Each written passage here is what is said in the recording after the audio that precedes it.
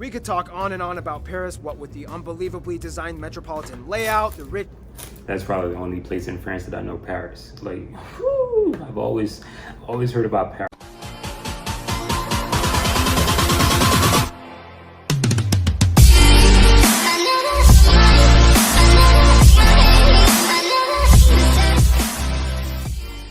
All right.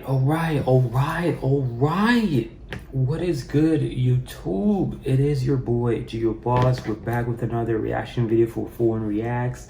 And this is going to be Geography Now, France. So it's a 60-minute, 51 seconds long video. Pretty long, right? But I don't know nothing about France except the name is France and they speak French, right? And they over there in that European section, right?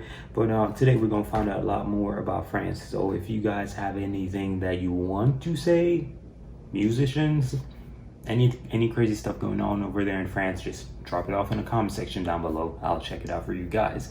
And subscribe and like the video. I'd really appreciate it. We're gonna do this right now, so without further ado, let's go, guys. Go.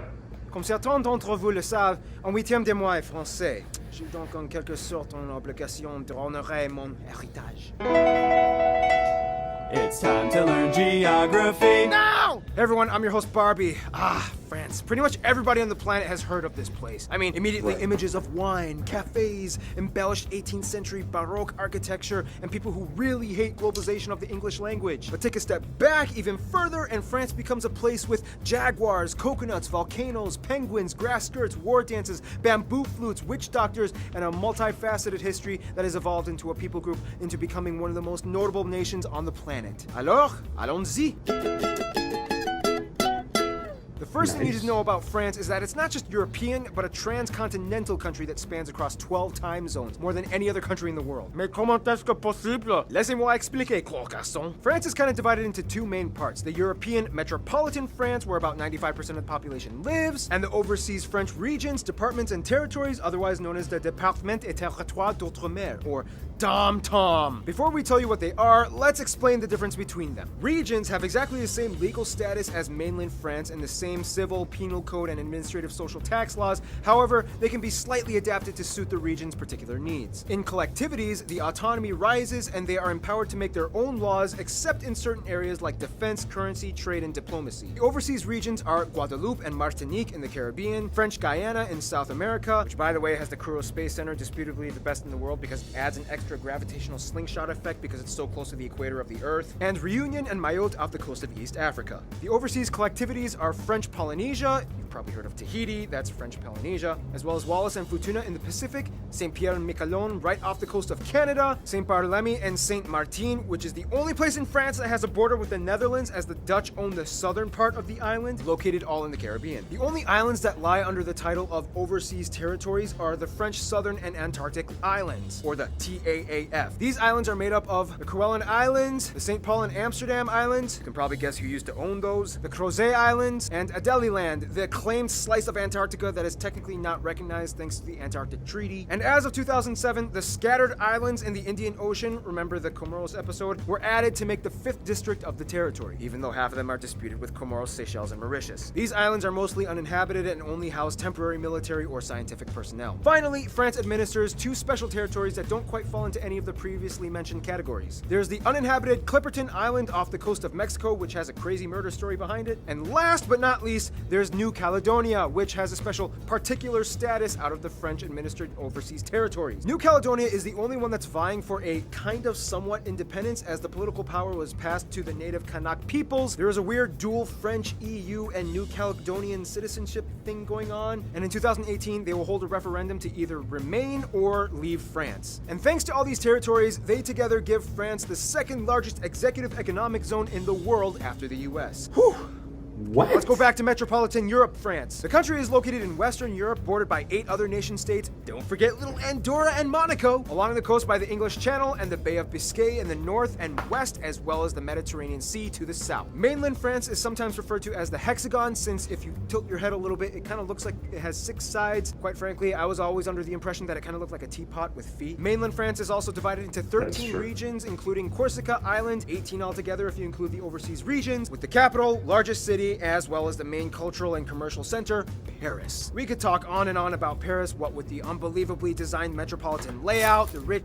That's probably the only place in France that I know Paris. Like, whew, I've always heard about Paris, but I've never been there. I actually, you know, with calling this channel Foreign Reacts, I do think I'm gonna go deep into foreign stuff in terms of the European side and all that kind of stuff. And I might just dive right in and just see what's going on over there. Like most of these countries, like they were like I loved Australia. That's one European country I've always loved. And I've loved England. I'm not sure if it's on the with UK or whatever. I don't know much about it, but I do know I love England and I loved Australia. Right, those were the two European countries that I really loved. Since I got to Foreign Reacts, I started loving Russia as well, right?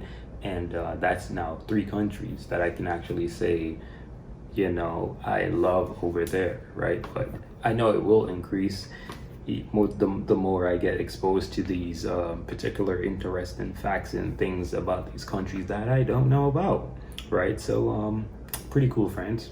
Vibrant atmosphere, the juxtaposition of classically adorned historical sites along neo-contemporary architecture, the food, the shops, and of course, au soleil, sous la pluie, à midi ou à minuit, il y a tout ce que vous voulez aux Champs-Élysées. But that in itself would take too long, and we gotta get through 3 more segments. The busiest airports are the 2 Paris twins, Charles de Gaulle and Orly International, as well as Nice, Côte d'Azur, and the 2nd and 3rd largest cities, Lyon, Saint-Exupéry, and Marseille, Provence International. At around 643,000 square kilometers, France is the largest country in the EU. The interesting thing about France is that it's kind of divided into areas that historically had their own distinct cultural identity. Some of the most notable ones being Occitania, Savoy, Brittany, Normandy, Alsace, a section of the Basque Country, Nice, and the island of Corsica, which speaks its own dialect most French people can't even understand. These regions contribute their own unique piece of the French pie. Speaking of pie, we all know about French food, which is great because we're going to discuss more about it in...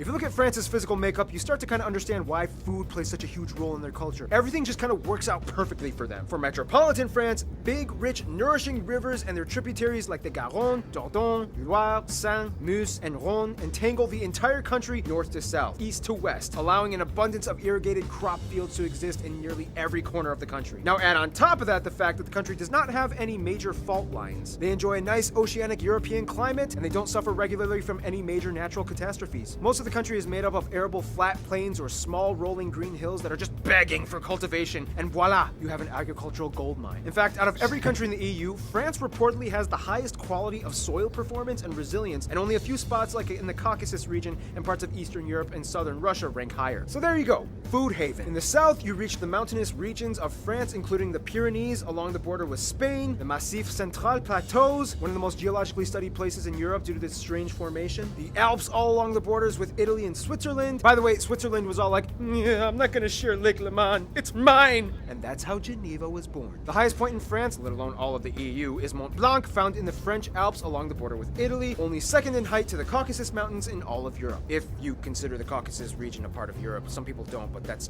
another story. France is a cornucopia of produce, dairy, and meat. Every region has their own specialty, but 2 things are everywhere: cheese and wine. The French are the largest consumers of cheese with over 1,200 different varieties found all over the country. The French also have a larger range of unconventionally consumed meat products. Most countries stick with beef, chicken, pork, maybe lamb or goat, and fish. However, the French aren't satisfied with just that. Other animals like pheasant, duck, goose, quail, rabbit, venison, veal, horse, frogs, and snails are consumed regularly. Speaking of which, the national animal is the Gallic rooster, which is why you might typically see a lot of roosters on French-affiliated symbols. In fact, France is one of the most entomophagous, that's insect-eating, countries in Europe, as about 700 million snails are estimated to be consumed every year by the French, especially in Burgundy, the largest snail-producing region in France. Unfortunately, due to the fact that the French are the highest consumers of raw or mildly cooked red meats, a huge portion of the population is either exposed or chronically infected by the Toxoplasma gondii parasite that disputably over half the population is suspected to have. This little guy eventually finds its way into your brain, changes people's behaviors into being either more caring or aggressive and suspicious. Look it up, I'm not even joking. The Alps are famous for the...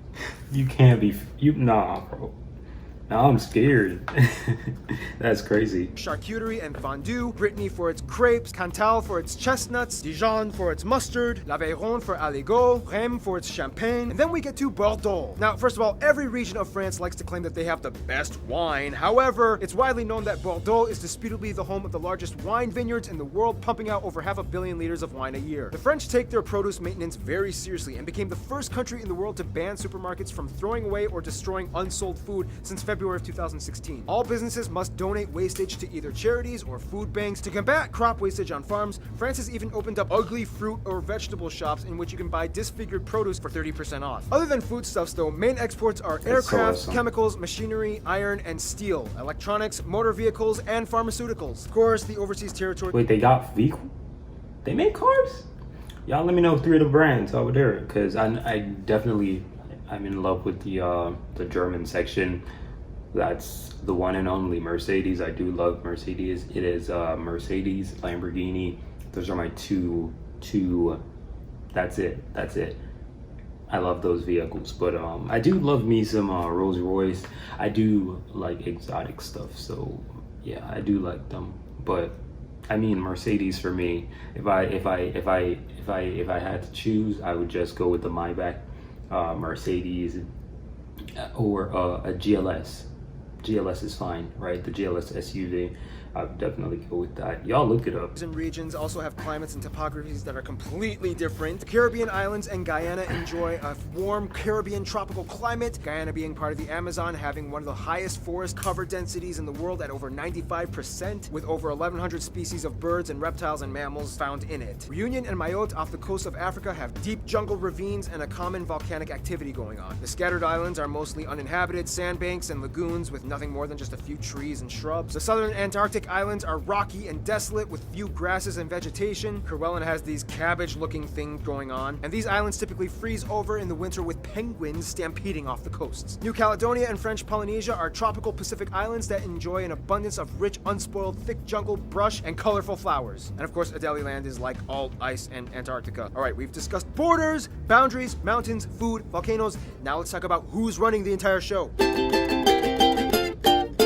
France is a country of people that are very, very intent on making sure that you know they are French. First of all, the country has about 67 million people and is the second largest in Europe after Germany, making 13% of the EU alone. About 85% of the population is white, 10% are North African, mostly from the Maghreb regions, a little over 3% are black, and a little less than 2% are Asian. The currency is the euro, they use the type CEF outlets, and they drive on the right side of the road, which makes things interesting when their neighbors from the UK come across the channel. Now let's talk about the white people. Most white French people have some or partial Celtic or Gaulish origins, as historically the Gauls inhabited most of the centralized regions of modern-day France. That means genetic admixture of Latin and Germanic roots also applies, as all three people groups had their stake of claim in France as well. The name France even came from the Germanic Frank tribe. French is of course the official language, however, regional dialects do exist, but for the most part, they do pretty well at making sure everyone speaks it. Granted, the linguistic zones that we mentioned before each have their own flag, still cling on to their mother tongue, and sometimes you can even find street signs written in these languages. For example, Breton, a Celtic-based language related to Welsh and Irish found in Brittany, Basque in the Basque Country, Occitan in Occitania. Corsicans have like this strange half French, half Italian hybrid thing going on. Keep in mind though, most of the languages spoken in the linguistic zones are kind of dying out, and only the older generation really retains daily conversation in those languages. Outside of metropolitan France, the overseas departments and territories each speak French, but in addition typically have their own creoles or dialects. For example, in the Caribbean, Martinique and Guadeloupe might say "Ça a marché, tout bon man, Timalman." In Reunion or Mayotte, they might say "Coiffé, comment il est, à où?" France is the most visited country in the world, as more people than the entire... What? Yeah, I gotta be joking right there. France is the most visited country in the world.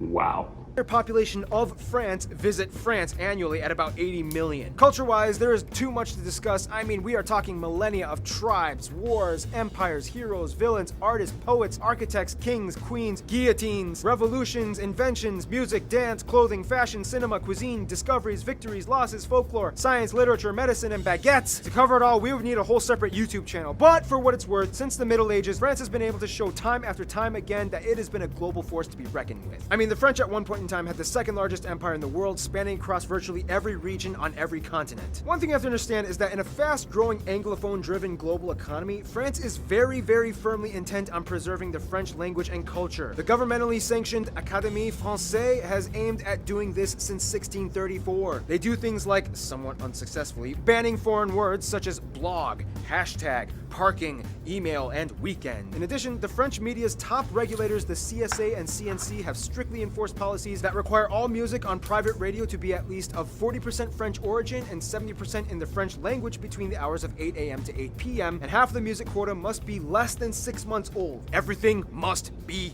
French. France is, of course, home to a plethora of notable figures in every field of academia and athleticism. I mean, they have almost 70 Nobel Peace Prize winners, including famous chemists Pierre and Marie Curie. Few people know that they had a daughter who also became a notable scientist. Other scientists, writers, and philosophers like Descartes, Pascal, Baudelaire, Flaubert, Pasteur, Châtelet, Bouton, who by the way invented the metric system. Musicians like Rameau, Lully, Debussy, Jacques Brel, Edith Piaf. Of course, we can't forget the fashion icons Louis Vuitton, Coco Chanel, and Christian Dior. I mean, it's no secret, France is often touted as the fashion capital of the world. Artists like Monet, Cézanne, Renoir, Degas, Manet, and Gauguin. And of course, what's an episode about France without mentioning anything about Kings Louis XIV and XVI, Joan of Arc, and Napoleon? In a simple way of putting it, French culture is very vibrant and proud. The French love where they've come from and how they go about doing things. The Catholic Church once played a major role, and to this day, even as a secular state with dwindling church attendees, many French people still, in the very least, identify nominally as Catholic, mostly for a cultural thing. It's just their history and they don't want to toss it away. They also love taking breaks and getting their sleep. On average, the French get about 8.83 hours of sleep every day, more than any other country in the developed world. And they also have some of the shortest work weeks with only about 6 to 7 hours on average a day. And that's enough for them. It's not uncommon to see people taking time off in the middle of the day, early evening, just to relax and take a nap. They even have a word for it, l'heure de l'apéro, which literally translates to the hour of the aperitif. People can also claim state pension at age 62, making it one of the lowest retirement ages in the world. And of course, the sport French people rank highest in the world,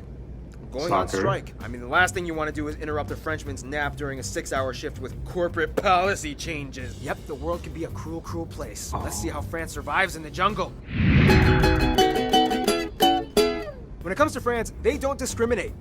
They hate everyone equally. No, but seriously, France has their eyes on a few people, and when they see what they like, they cling on and make you a treasure. First of all, Francophone nations and Latin-based former Roman legacy nations generally get the high seats, especially their neighbors like Switzerland, Luxembourg, Italy, and Spain. Quebec, Canada is to France kind of like what the USA is to the UK. They adore each other, they love each other's accents, but they love making fun of each other even more, even though they are really close. Algeria, Morocco, and Tunisia are the closest African nations as they make up the largest African immigrant demographics, followed by sub-Saharan African countries like Cameroon and Côte d'Ivoire, or Ivory Coast. For France, Japan is seen as like the epitome of exoticism. Similar to themselves, the Japanese have a rich culture of noble tradition, things like castles, attire, and food. Likewise, Japan sort of shares the same mutual fascination and see France as like its European alternate universe twin. There's no two countries that like to poke fun of and borderline harass each other with the French as the UK and the USA. As historical rivals with the UK, I mean, they did have a 100-year war with them, and the USA busting their chops about World War II all the time. All sides like to satirize each other in cartoons and media all the time. Nonetheless, they are actually really close. The UK and France have been crossing borders and intermarrying for centuries. Commerce and student exchanges are high, and the US was helped by the French during the Revolutionary War, and they even gave the Statue of Liberty as a present. So fellow Americans, thank France for Lady Liberty, okay? It was a kind gesture. France's best friends, though, would probably be Germany and Belgium. It's kind of funny because historically, the only country that was consistently an opponent of France was Germany. Ever since the split of Charlemagne's empire in 3, most of Europe's history was driven by the overarching rivalry between variations of France and all variations of Germany, including the Holy Roman Empire, the Teutonic Order, Prussia, and of course, the Third Reich. But the plot twist was the creation of the EU. Following Robert Schumann's speech that states explicitly that for Europe to even hope to work, the millennia-old rivalry between France and Germany has to be resolved for good. Ever since 1950, France and Germany have taken a lot of political inspiration off of each other. Heads of states have visited each other on numerous occasions, and both countries have been the biggest advocates for the survival of the Union. And Belgium is like their little brother that moved out and got a Dutch-speaking roommate and visits France every so often to raid their fridge and do their laundry. In conclusion, les Français sont connus pour être intrépides,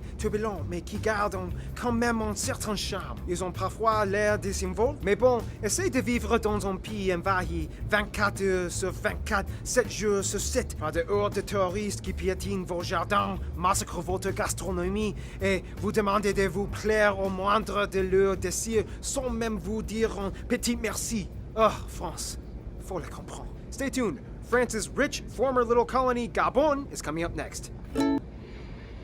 Hey man, that was crazy.